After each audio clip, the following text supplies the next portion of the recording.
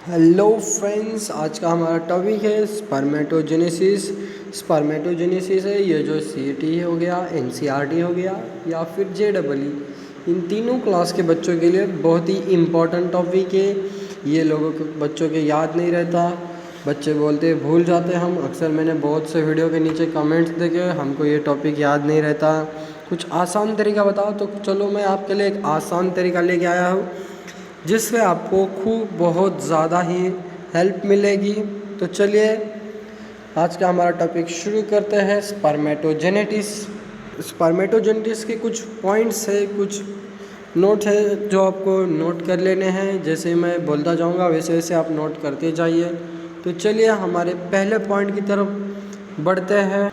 हमारा पहला पॉइंट है formation of sperms for spermatogenium. These spermatogenium cell are present in wall of seminiferous tubule. हमारी जो स्पर्मेटोजेनियम cell है वो प्रेजेंट है किसके अंदर? Wall of seminiferous tubule. ये वॉल ऑफ सेमिनिफेरस ट्यूब्यूल ये कहाँ पे है, ये कहाँ कैसे काम करता है, मैं आपको आगे बताऊंगा। फिलहाल आपको सिर्फ ये पॉइंट्स नोट करने हैं। और दिस प्रोसेस स्टार्ट फाइब्रेट sexual maturity at age of 20 to 16। ये बच्चों ये प्रोसेस तब स्टार्ट होती है जब हमारी एज 20 to 40 12 से 14 साल के लगभग आगे की होती है, तब ये प्रोसेस स्टार्ट हो जाती है। तो इस प्रोसेस को आपको ये पॉइंट सबसे ज़्यादा नोट करके रख लेना है। ये क्वेश्चन ज़रूर आता है, 100% आता है तो आता ही है। जैसे ये प्रोसेस स्टार्ट होती है, ये हाइपोथैलेमस रिलीज करता है और ये हाइपोथैलेमस जीएनआरएच को एक्टिवेट करता है। और ये जीएनआरएच इस विल बी एक्टिवेट एंथेरियर प्यूटेटरी। ये जो जीएनआरएच है वो एक्टिवेट करता है एंथेरियर प्यूटेटरी को। In turn anterior pituitary release FSH. Anterior pituitary है जो एफएसएच हार्मोन को रिलीज़ करता है। ये हमारा जो एफएसएच हार्मोन है वो फर्स्ट डे से ही स्टार्ट हो जाता है। इसका ग्राफ फॉर्मेशन जिसका हम शॉर्ट फॉर्म में जीएफ बोल सकते हो, वो वाली जीएफ नहीं, वो वाली जीएफ अलग होती है मेरे दोस्तों। ये वाला जीएफ अलग है, इसका फुल फॉर्म है ग्राफ फॉर्मेशन। ये जो है फर्स्ट डे से स्टार्ट होता है, ये 14 डे तक बड़ा इसका क्या बोलते हैं वो हाइट बढ़ता जाता है और ये 14 डे से एकदम नीचे वाले लेवल तक चला जाता है। ये है एफएसएच। नेक्स्ट हमारा पॉइंट है और एफएसएच है, ये दो एफएसएच है come to in testis and activate spermatogonium cell to produce sperm. Anterior also produce LH. Hello guys, और ये जो हमारा एफएसएच हार्मोन है ये जाता है टेस्टिस के अंदर और ये एक्टिवेट करता है स्पर्मेटोजेनेसिस सेल को। इस स्पर्मेटोजेनेसिस सेल को एफएसएच हार्मोन एक्टिवेट करता है किसके लिए? प्रोड्यूस करने के लिए एलएच हार्मोन। एंथियर प्रोड्यूस स्पर्म बनाने के लिए। और एंथियर फिल आल्सो प्रोड्यूस एलएच। एंथियर है जो एलएच हार्मोन बनाता है। चलिए मैं उसका भी आपको डायग्राम दिखा देता हूँ। ये जो एंथियर पिट्यूटरी है ये 14 डे पे एलएच हार्मोन को एक्टिवेट करता है, मतलब एंथियर पिट्यूटरी एलएच हार्मोन को रिलीज़ करता है 14 डे पे। इसलिए आपको इसका ग्राफ फॉर्मेशन भी 14 डे पे यहाँ पे देख सकते हैं आप। 14 डे पे इसका ग्राफ फॉर्मेशन ऊपर जा चुका है बाकी टोटल ग्राफ के लेवल में। तो मैं आपको पूरा इसका मतलब है मैं पूरा आपको एलएच हार्मोन एफएस हार्मोन क्या करते हैं, जीएनआरएच ने कैसे एफएसएच को बनाया, फिर कैसे एलएच हार्मोन बना। एलएच हार्मोन का पूरा नाम होता है एलएच हार्मोन बनाया ये है जो भी एक्टिवेट करता है स्पर्मेटोजेनियम सेल को एक्टिवेट करता है जो भी हो। तो ये Leydig cell to produce testosterone. इसके और एक पॉइंट है लेडीज सेल जो मैं आपको अभी डायग्राम के अंदर दिखाने वाला हूँ। ये जो है ये होती है हमारी डायग्राम, इसके अंदर होती है लेडीज सेल। मैं आपको 3D की तरह दिखाने की कोशिश करूँगा। ये जो डायग्राम के अंदर दिखाई दे रहा है ये है लेडीज सेल ये इस तरह से होती है। मैं आपको इसे और भी फुल डायग्राम को जूमिंग तो नहीं कर सकते, लेकिन मैं आपको दिखा सकता हूँ न्यू डायग्राम दिखा। ये होती है लेडीज़ और ये होती है लेडीज सेल ये वाली। तो इसे हम बोल सकते हैं लेडीज सेल। लेडीज सेल इस टाइप से होती है, वो भी हमारे यहाँ पे। और ये आप लोगों का एक और डाउट क्लियर यहीं पे कर देता हूँ, ये है, ये जो इसका नाम है, इसका नाम है सेमिनिफेरस ट्यूबुल। सेमिनिफेरस ट्यूबुल, ये हम इसको S.T ऐसा भी बोल सकते हैं क्योंकि इसका नाम सेमिनिफेरस ट्यूबुल, सेमिनिफेरस ट्यूबुल है। तो चलिए मैं आपको आगे बताता हूँ इन शॉर्टली स्पर्म बनता कैसे। तो इन शॉर्टली फॉर्म बनता है फेब्रेटरी करता है हाइपोथैलेमस HYP ले लिख लेता हूँ मैं, आगे का आप लिख लेना हाइपोथैलेमस। ये करता है ये करता है प्रोडक्शन। ये जो थ्री एरो दिखा है इसका मतलब है प्रोडक्शन। ये प्रोडक्शन करता है किसका, GnRH का। आपको अगर GnRH पता नहीं है तो आप वीडियो को पीछे जाके फिर से देख सकते हो। GnRH, और मैंने आपको बताया था GnRH करता है क्या, एक्टिवेट करता है किसको एक्टिवेट करता है बच्चों, हाँ एकदम सही फ्रेंड्स, एंथेरियर पिट्यूटरी को। तो मैं इसको और ये पिट्यूटरी को एक्टिवेट करता है, एंथेरियर पिट्यूटरी को। तो एंथेरियर पिट्यूटरी क्या करता है, एंथेरियर पिट्यूटरी फिर से एक्टिवेट करता है दो हार्मोन्स को। पहला तो हमारा FSH हो गया और दूसरा हमारा LH हार्मोन हो गया।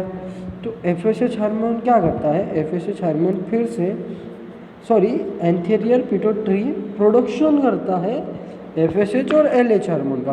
और FSH हार्मोन करता है फिर से क्या करता है, एक्टिवेट करता है स्पर्मेटोजेनियम सेल को। मैं लिख लेता हूँ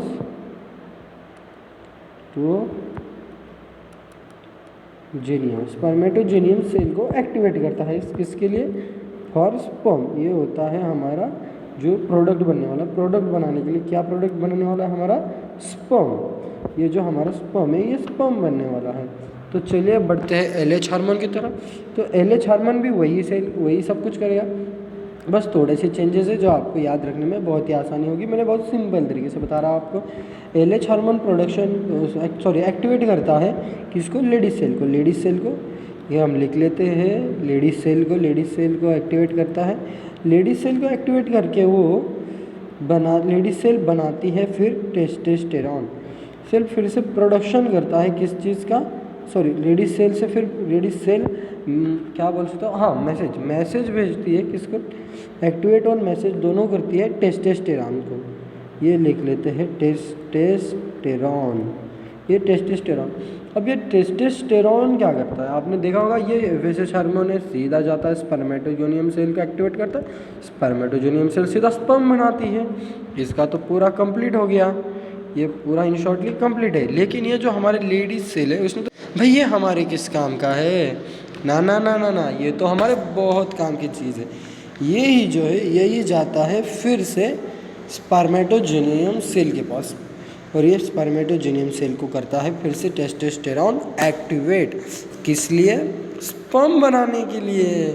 फिर बनता है हमारा स्पर्म जो कि होता है इस टाइप से। मैं आपको नेक्स्ट वाले में ज़रूर बताऊंगा। कुछ इस तरह से मैंने आपको एक शॉर्टली बता रहा हूँ। इसका होता है यहाँ पे हेड, ये होती है उसकी नीक, और बाकी सब तो मैं आपको बताऊंगा। यहाँ पे एक्सेसरी वगैरह होते हैं, मैं आपको ये होगा उसका लास्ट टेल, यहाँ पे होती है TAL टेल। मैं आपको नेक्स्ट वाले लेक्चर में पूरा इसको बताने की कोशिश करूँगा। तो मुझे लगता है फ्रेंड्स इतने सारे डाउट्स हो गए, हमें एक और डाउट्स ले लेना चाहिए जो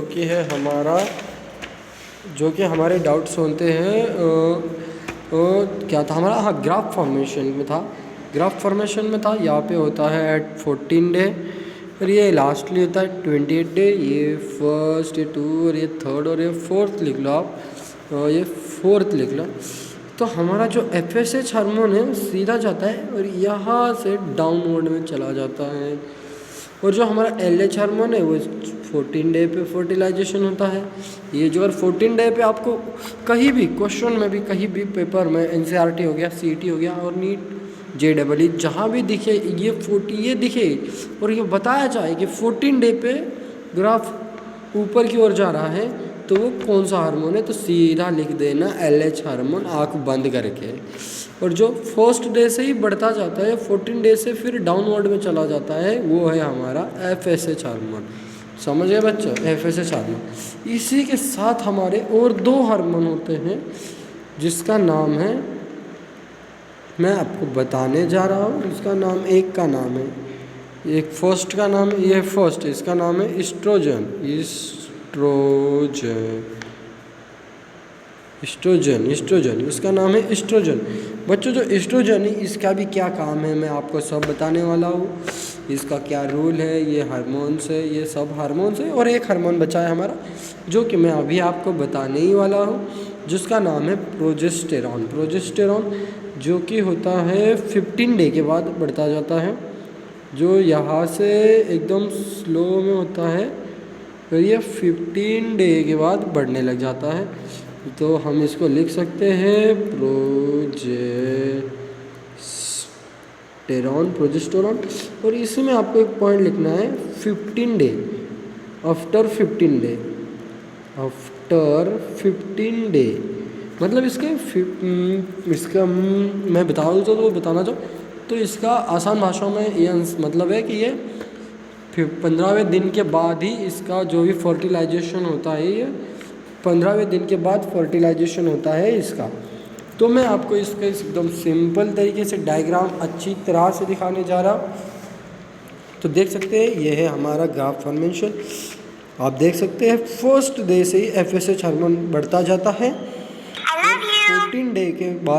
14 डे के पास जाते ही वो डाउनवर्ड में चला जाता है। उसके बाद हमारा आता है इस्ट्रोजन, जो कि यहाँ से बढ़ते हुए जाता है 14 डे पे ये भी ऊपर होता है। और हमारा लास्ट में जाता है प्रोजेस्टेरॉन, जो कि ये 15 डे के बाद, मतलब 15 दिवसानंतर वाढतो तो मी आता तुम्हाला त्यांचे फॉर्मेशन दाखवतो। FSH काय करतो FSH, how to FSH role, हा क्वेश्चन येतो। FSHचा रूल सांगा, FSHचा रूल सांगा असा क्वेश्चन येतो CET NCERTला। तर FSH करतं एक सेल फॉर्मेशन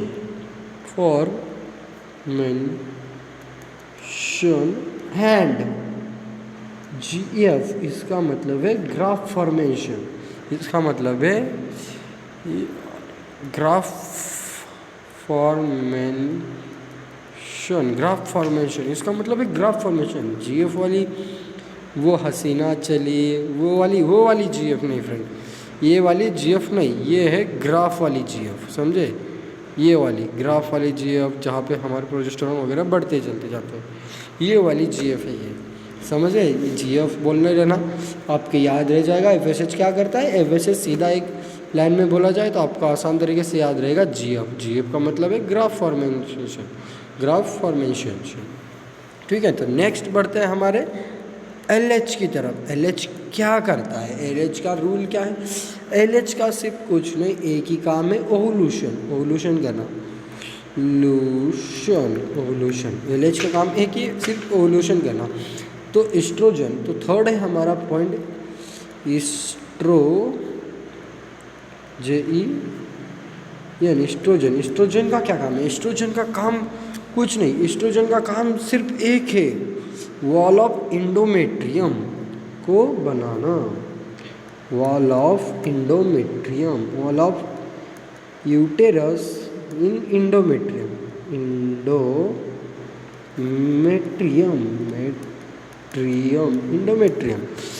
मैं कुछ फास्ट लिख रहा हूँ इसलिए मेरी मतलब हैंडराइटिंग अच्छी नहीं है, लेकिन आप धीरे से लिखना, स्क्रीनशॉट वगैरह लेकर लिखना, हीरो को रोक के देख के लिखना, लेकिन लिख ज़रूर लेना, ये आपको क्वेश्चन में ज़रूर आएगा। ये हमारा लास्ट और फोर्थ पॉइंट है प्रोजेस्टेरॉन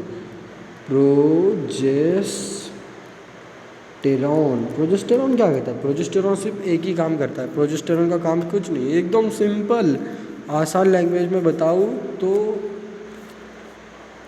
ये क्या होता है, आसान लैंग्वेज में बताओ तो गर्भाशय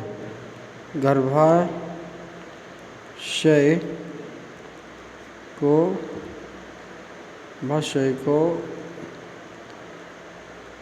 मेंटेन रखना, गर्भाशय को मेंटेन रखना, जिसको हम बोलते हैं इंग्लिश में MAINTAIN maintain pregnancy, PREGENCY pregnancy.